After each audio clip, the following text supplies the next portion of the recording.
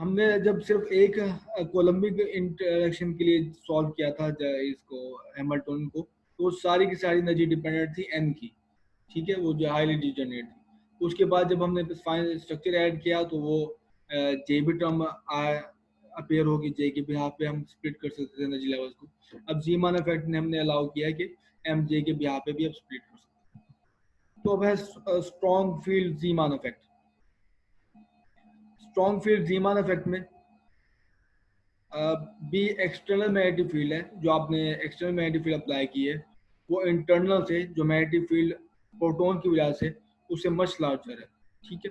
तो जो हैमिल्टोनियन होगा हमारे पास वो Bohr coulombic potential plus Zeeman, अब ये हमारे पास डोमिनेटिंग हैमिल्टोनियन होगा और plus fine structure. Fine structure को हम लेंगे एज अ परटर्बेशन, ठीक है, क्योंकि ये उनके उनकी स्ट्रेंथ से ये इसकी जो स्ट्रेंथ है कम है फाइन स्ट्रक्चर की।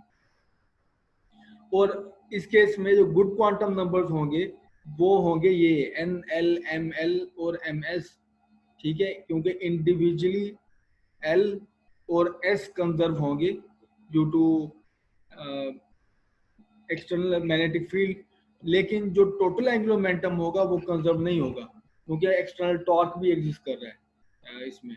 अगर एक्सटर्नल टॉर्क ना होता, जैसे कि पहले केस में था स्पिन ऑर्बिट कपलिंग के केस में, तो हमारे पास ये कंजर्व ना रहते, जे कंजर्व होता हमारे पास। लेकिन इस केस में एक्सटर्नल टॉर्क की वजह से जे कंजर्व नहीं है, हमारे पास एल और एस कंजर्व है। और एक और तरह से देखने का तरीका इसको ये है कि आपने गुड क्वांटम नंबर्स वो लेने हैं जो आपके पास हैमिल्टोनियन डोमिनेटिंग है, ठीक है। जो डोमिनेटिंग होगा उसके अलावा आपने दूसरे को परटर्बेशन लेनी है, तो डोमिनेटिंग आपका ट्रीट करेगा एज अनपर्टर्ब्ड स्टेट, उसके आइगन स्टेट आप यूज करोगे फर्स्ट ऑर्डर करेक्शन के लिए परटर्ब में। तो आपके पास हैमिल्टोनियन ये रहा जो पीछे हमने लेक्चर में देख चुके हैं।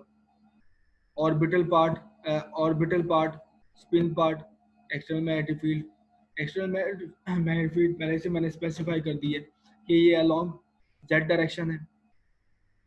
तो पहले मैं जीमान एनर्जी देख लेता हूँ। जीमान एनर्जी है N L M L M S S Z prime N L M L M S, ठीक है। तो जीमान मैंने यहाँ पे पुट कर दी है एनर्जी। तो पहले पहले तो जीमान एनर्जीज हमने देखी हुई है, लेकिन वो दूसरे आइगन स्टेट में थी एन एल जे और एम जे में। इसमें भी हमने देखनी है कि इसमें अगर आप मेजरमेंट करो इन ऑपरेटर्स की क्या की वजह से क्या आइगन वैल्यू आती है, तो दोबारा इस वजह से हम कैलकुलेट करेंगे जीमान एनर्जी को N L M L M S S Z prime again. और आपको पता है कि एस जेड में जो दो टर्म्स हैं एस जेड और एस जेड, वो दोनों इस स्टेट के आइगन स्टेट हैं। इसमें एम एस भी अपेयर हो रहा है और एम एल भी अपेयर हो रहा है। एम एल की वजह से आपके पास आ जाएगा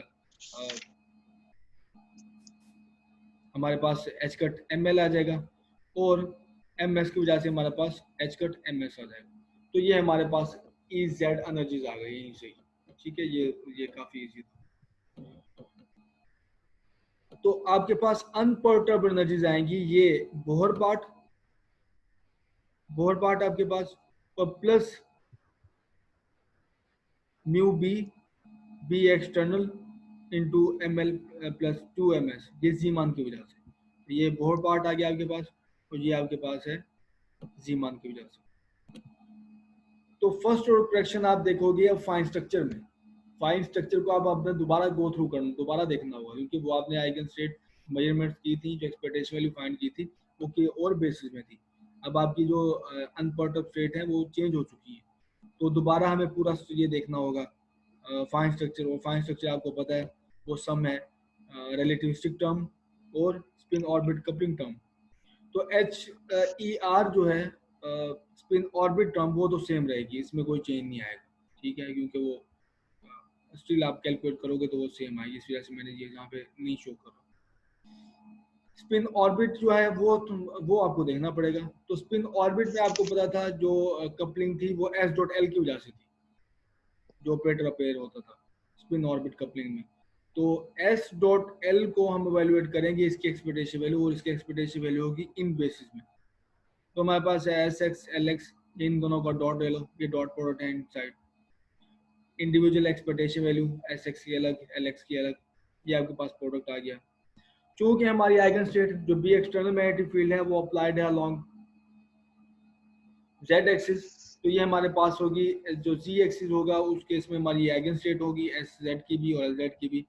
तो जब आपके पास ये आइगन स्टेट हो एस जेड की और जेड की, तो इनकी एक्सपेक्टेशन वैल्यू हम 4 चैप्टर में देख चुके हैं कि वो 0 होती है ऑन एवरेज। तो इसकी एक्सपेक्टेशन वैल्यू ऑन एवरेज आपके पास, क्योंकि वो प्रोसेस करेगा 2 डायमेंशन में, एक्स में भी और वाई में भी, तो एज अ होल उसकी जितनी मरतबा नेगेटिव वैल्यू होगी उतनी मरतबा पॉजिटिव वैल्यू होगी दोनों की, आपको ये दोनों एक्सपेक्टेशन वैल्यू 0 मिलेंगी। तो हमारे पास सिर्फ रह जाएगी एस जेड की एक्सपेक्टेशन वैल्यू और एल जेड की। तो एस जेड की एक्सपेक्टेशन वैल्यू इन बेसिस में, ये वैसे इसकी बेस है एम एल और एम एस की, एस जेड की आ जाएगी H cut M S, L Z की आपके पास आ जाएगी expectation value H cut M L, दोनों मल्टीप्लाई करोगे एच कट स्क्वायर हो जाएगा। तो अब आप इसमें फाइन स्ट्रक्चर में देख सकते हो, फाइन स्ट्रक्चर में आपके पास तो एक तो हो गया ये वाला पार्ट रिलेटिविस्टिक टर्म, ये वाली जो एज इट इज है, तो ये हमारे पास है स्पिन ऑर्बिट कपलिंग की वजह से। याद होगा आपके पास ये फैक्टर पेयर होता था, नीचे हमारे पास था 1/r cube, are 1/r cube की ये एक्सपेक्टेशन वैल्यू थी, और जो ऊपर था एल डॉट एस, तो एल डॉट एस की हमने ये वैल्यू वैल्यूट की H cut square M L over M S. इसको आप थोड़ा सा रिफाइन करोगे जैसे पहले हमने किया है कि सारी दोनों टर्म्स आप लिख लोगे अल्फा स्क्वायर की टर्म में। तो ये लास्ट लाइन हमने ये भी लिखी थी, देखी थी कि आपने अगर ये पहले ये आपने देखनी हो in terms of fine structure, तो ये टर्म इक्वल होगी अल्फा स्क्वायर और एन एस एन फोर के। आप इसे कैसे देखोगे, सिर्फ ई एन की वैल्यू पुट कर दो बोर एनर्जी वाली, आप देखोगे ये ऐसे पेयर हो जाएगा। इस केस में दूसरी टर्म आप यहाँ पे ए की वैल्यू पुट कर दो, ए हमारे पास बोर रेडियस है, ए की वैल्यू पुट कर दोगे तो आपके पास अपेयर हो जाएगा ये बोर एनर्जी 13.6 इलेक्ट्रॉन वोल्ट और 5 स्ट्रक्चर स्क्वायर। इन दोनों की अल्फा की वैल्यू आप दोबारा इसमें पुट करोगे, इस वैल्यू में पुट करोगे आप, तो यहाँ पे अल्फा स्क्वायर, यहाँ भी अल्फा स्क्वायर 13.6, ये कॉमन आ जाएगा, ये आपके पास दरम्यान में फैक्टर है। इन दोनों का आप एलसीएम लोगे, एलसीएम लेने के बाद आपके पास ये एनर्जीज आ गई। ठीक, तो टोटल एनर्जी है is equal to N M L M S, ठीक है, Bohr energy plus Zeeman energy plus fine structure constant to first order.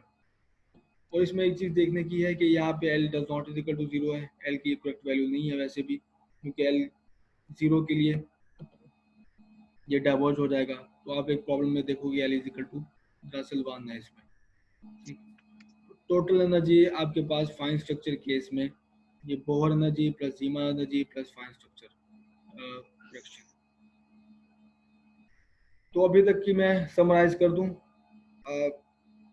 हमने वीक फील्ड जीमान इफेक्ट देखा, वीक फील्ड जीमान इफेक्ट में perturbation ली हमने weak field Zeeman को, और जो फाइन स्ट्रक्चर प्लस जो कोलमिक हैमिल्टोनियन था वो हमारे पास था अनपर्टर्ब। ठीक, तो उसमें हमने सिर्फ एच जेड को जो गुड स्टेट थी हमारे पास, जो स्ट्रॉन्ग हैमिल्टोनियन है उसकी हम यूज करेंगे N L M J M S, वो हमने यूज की और करेक्शन फाइंड की।